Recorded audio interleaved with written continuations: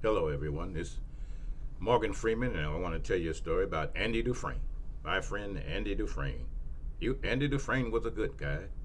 KP's Video News, y'all. It's KP's Video News, y'all. It ain't Morgan. It's KP's Video News. No, it's not. It's not Morgan Freeman. It's KP's Video News.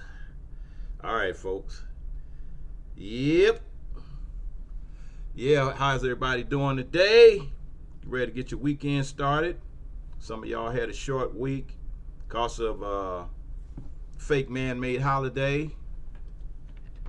And today is Friday now, so you got a chance to, hey, some of y'all had a short week.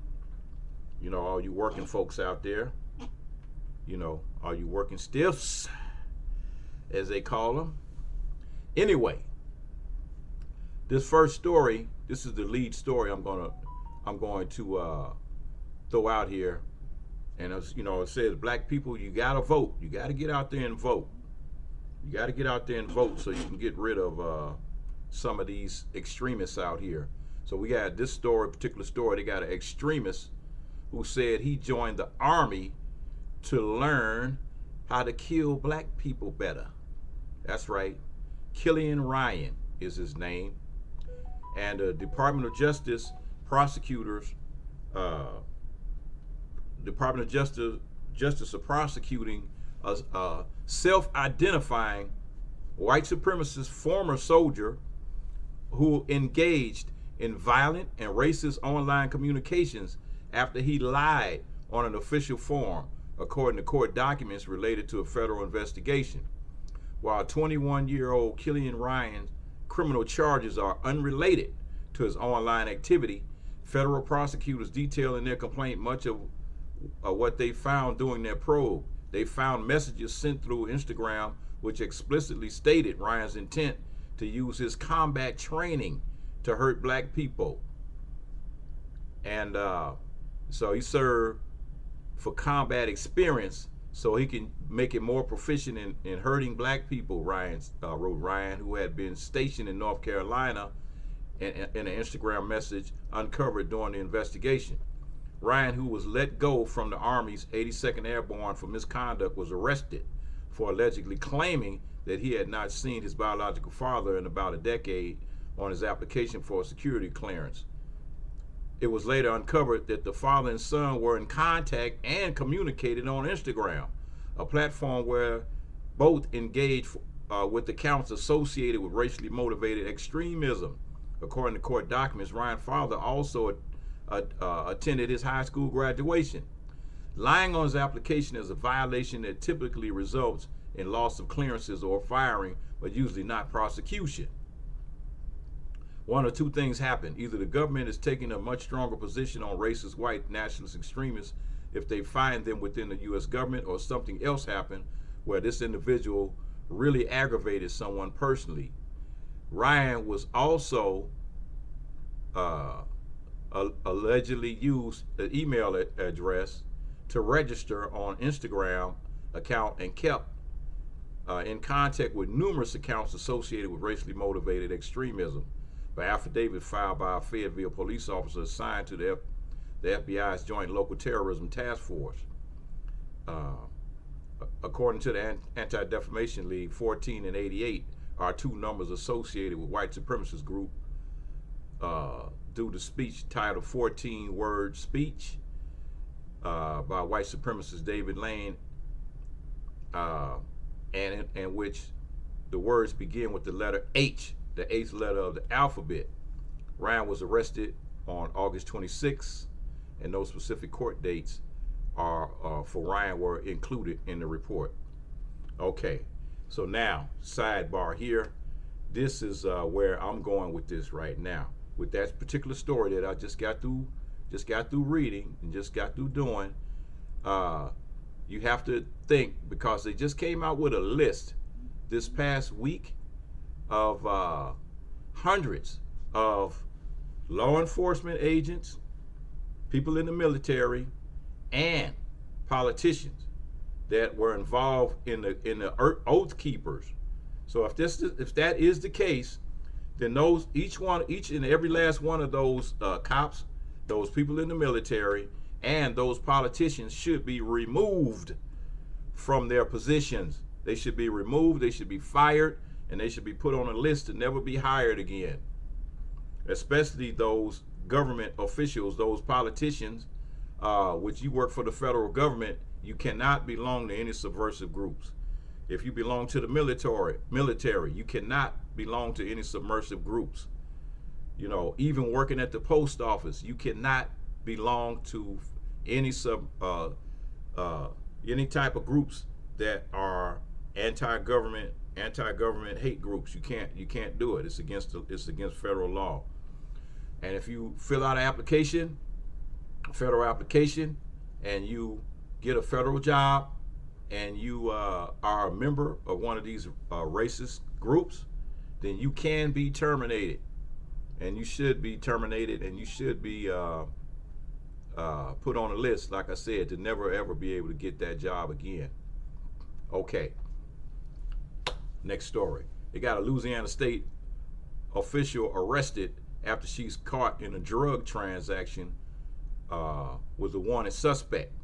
In Louisiana.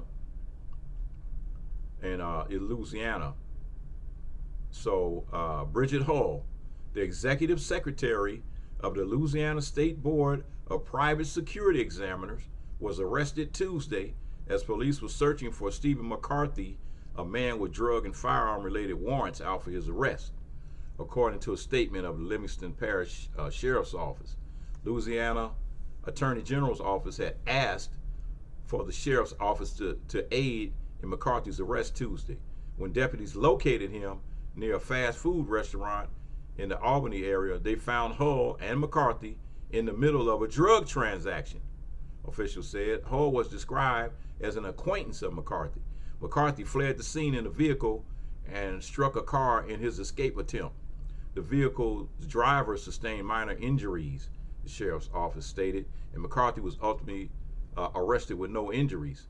Hull and McCarthy were both charged with 2 counts of possession of intent to distribute, including fentanyl, methamphetamine, possession of a firearm with controlled and dangerous substances, the sheriff stated. And McCarthy was additionally charged with possession of a firearm by a felon and negligent injury. The sheriff's office shared photos of seized evidence in the arrest, including multiple drugs, a scale, and a firearm. Authorities said the investigation is ongoing. Hull, 37 years old, was processed in the Livingston Parish Detention Center, where she remains in custody. It's not immediately clear if she has a lawyer, and the Louisiana State Board of Private Security Examiners is holding a special board meeting Thursday morning to discuss Hull's character, professional competence, or physical and mental, and will determine whether she will be terminated. So, yep, get that bad apple, man. Get that bad apple out of there. Yeah. You have methamphetamine and all kind of stuff over there. Fentanyl and meth. Deadly duo. Yep. Got a deadly duo over there. Okay, I think I'll save that little story there for last. Let's see here. That's another story. You got two sheriff deputies that lost their lives in Cobb County. Sheriff deputies in Georgia have lost their lives while serving a warrant on Thursday night. Last night, Cobb County Sheriff Craig Owens stated at a press conference the 2 men were ambushed when they went to deliver the warrant. So it's been a lot of that going on here lately. That's probably about the third or fourth cop that has been shot here in the last situation. Got a Texas mother was brought to shock. This is the next story. As her daughter's high school volleyball game on Friday, September the 2nd, last week, and heard students chanting monkey noises at the black athletes. Wow. That's crazy, man. That is really crazy. So Adams went on to share that mental health is very important, that the lack of concern and mental health of the young black athlete girls after having to endure such cruel behavior is disrespectful and concerning. And she added that she has since emailed formal complaints to the school administrator, and they have opened an investigation. You know, so they said the Adams even shared the administrators at the school security were notified of the students' disturbed behavior, and they did absolutely nothing and dismissed them. They did nothing to the kids that did this to these young girls while they was playing this volleyball game. And so, you know, I'm telling you, man, monkey noises, inappropriate behavior.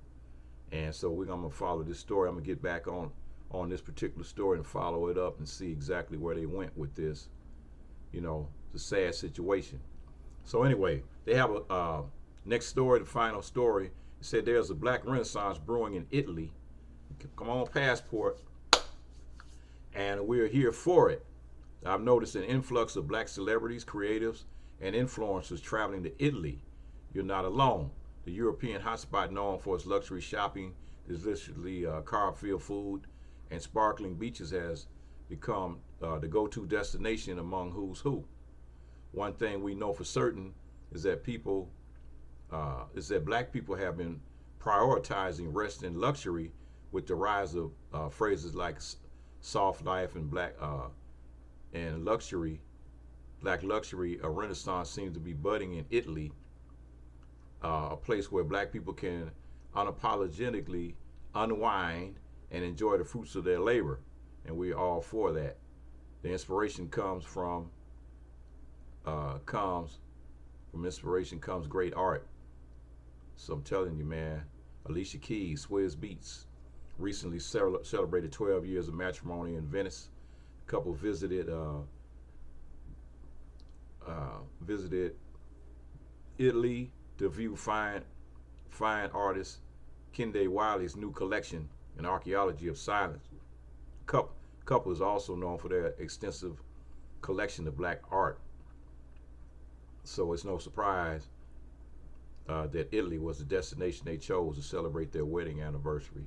So black folks with money are going to Italy on their vacations here. And telling you, man, P. Diddy and his girl going over there. So, hey, a lot of folks going over there. Actor Lance Gross recently spent time in Italy. Him and his girl over there. So, hey, Italy is the place to go, I guess, if you got the money. Can't be going over there broke. Can't be going over there broke, man. Talking about, I want to go to Italy. You might get over there, you might not make it back. And don't go over there acting a fool. Don't go over there acting stupid. News, y'all. Can't you go over there acting stupid?